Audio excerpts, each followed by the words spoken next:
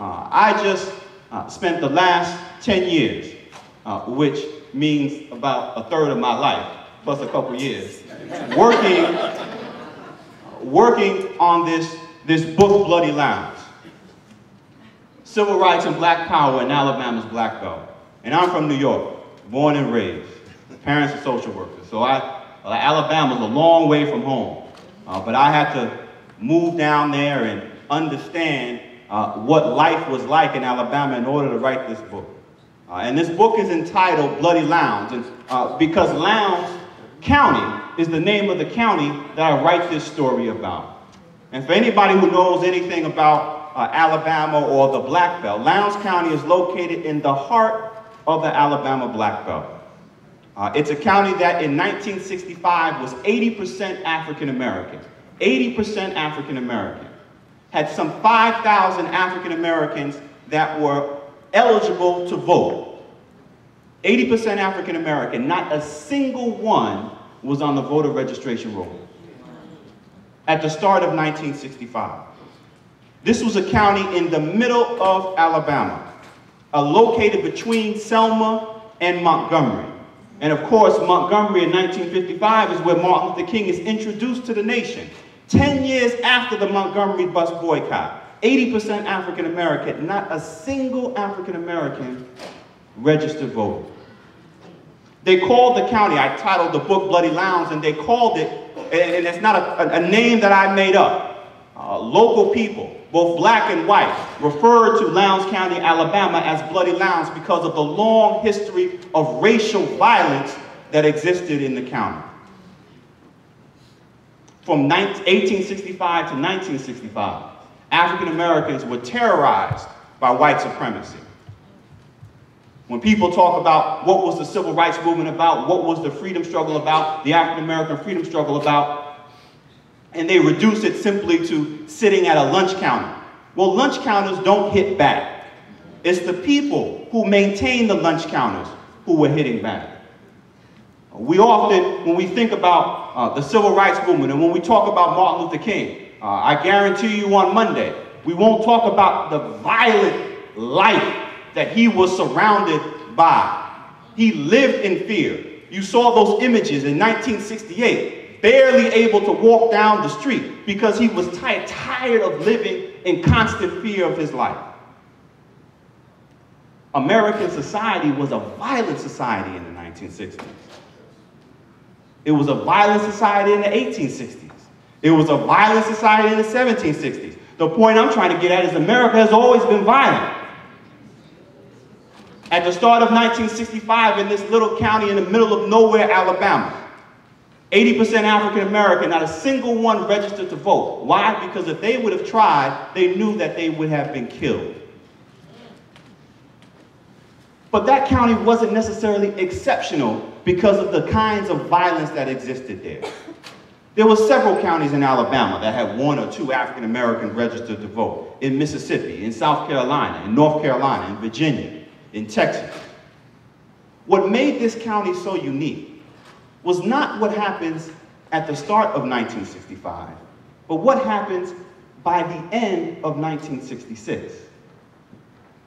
At the end of 1966, in this county in the middle of nowhere, Alabama, African Americans, local people, average education of an African American in Lowndes County, Alabama was the 6th grade.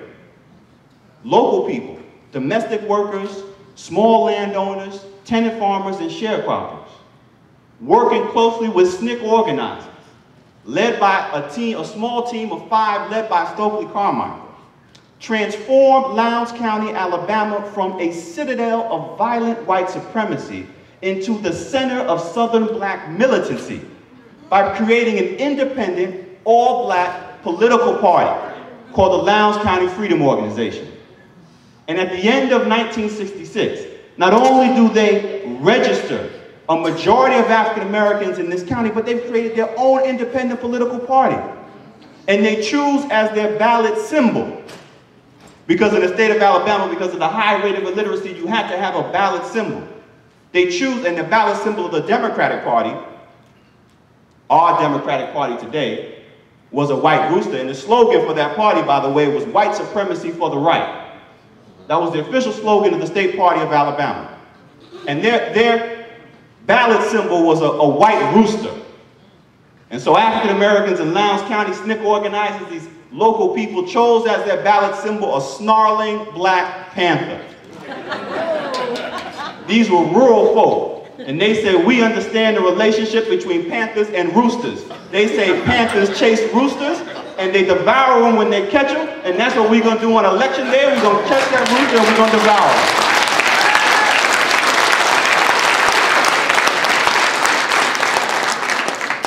But it was more than just that.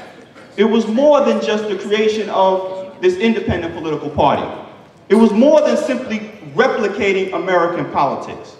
What these local people, ordinary people, everyday people, and SNCC organizers did was create a new kind of politics, what I call freedom politics. So they weren't interested simply in mobilizing voters. And we've become very good at mobilizing voters today. They said, we want to educate voters. We want to organize voters so that when we create this bottom-up party, this grassroots party, a party that said we are less concerned about who are the candidates than we are about creating the platform that the candidates are going to run on. A party that said decision-making ought not come from the top down, but from the bottom up. A party that said it doesn't matter, wealth, whiteness, and previous political experience ought not be prerequisites for running for office.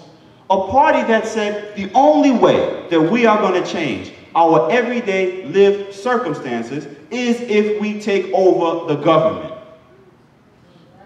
They created a new kind of politics. And in 1966, the fall of 1966, when they run these 7 candidates, 7 African Americans for public office, because they're determined to take over the county courthouse. They're unsuccessful at first.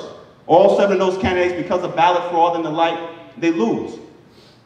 But as one person said, it was a success just to get that Black Panther on the ballot. They said, now that we're on the ballot, we're going to stay on the ballot. And in 1970, they had their first electoral successes. And one of those successes was the candidate for sheriff, a fellow by the name of John Hewlett. Now, when we think about the relationship between working class people and poor people and the police, it's always been a tense relationship. And one of the principal perpetrators of violence in these rural counties was the county sheriff. And so this was a revolutionary sea change to elect a county sheriff. But what happens over the course of the 1970s, and this is important, and it's an important lesson, it's part of what I call usable history, not useless history. Freezing King on the steps of the Washington Monument Lincoln Memorial is useless history. Talking about him in the context of working with labor in Memphis, Tennessee is usable history. It's useless history if I would have ended this story simply with the election of African Americans in Lowndes County, Alabama, to the office of sheriff. That would have been a nice story. There would have been lessons that we could have learned from the ways in which they organized and created this new kind of independent politics. But that would have been just a nice Hollywood ending. What happens over the course of the 1970s offers us important lessons that can be used today.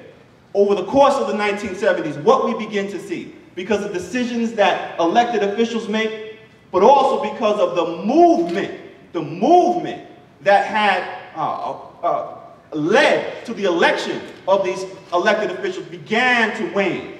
Suddenly, African American voters became less interested, black elected officials, but also voters, became less interested in organizing each other than in mobilizing each other to get out to vote.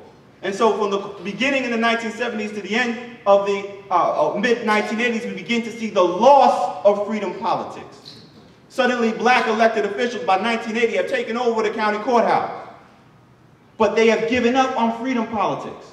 Suddenly, they become much more interested in gaining re-election than in being beholden to the issues and ideas of the people who have elected them.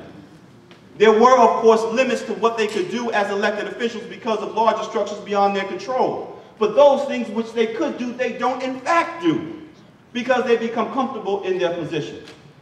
And the people continued to elect them for various reasons, partly because there was a sea change. Violence had been reduced. They didn't have to live in fear anymore. There were real limits, and there was also real progress, but so much more could have been done. And so the lesson is, when we think about our usable past, when we think about Martin Luther King's dream, when we think about the promised land, we're going to hear things, particularly in 2010, about, well, the dream has been fulfilled. We've reached the promised land because we got a black president in the White House. The lesson of the past, though, and Stokely Carmichael, Kwame Ture said it best, organizing Lowndes County. He said, black visibility is not black power. He said decisions, he said it's not radical if decisions, actually, in fact, he said it's not radical if we elect Martin Luther King president. He said it's not radical if you elect SNCC organizers president or to office if decisions are still made from the top down. He said it's only radical if decisions are made from the bottom up. Now, I don't need to tell you that because you have an executive board with some 350 members. You understand bottom-up decision making. But the point is, looking back to the usable past, especially when we gain control of the institutions that we have been trying to fight to gain control of, and then once we are in there, we forget to do the things that enabled us to get in there in the first place.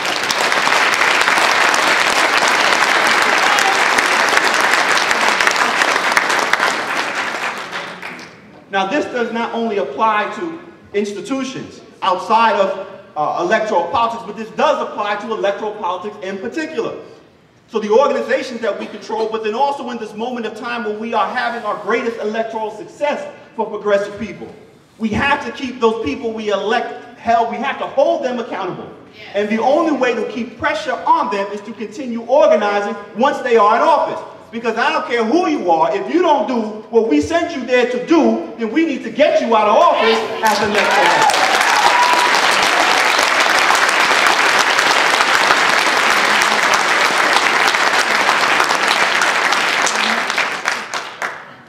That's a usable.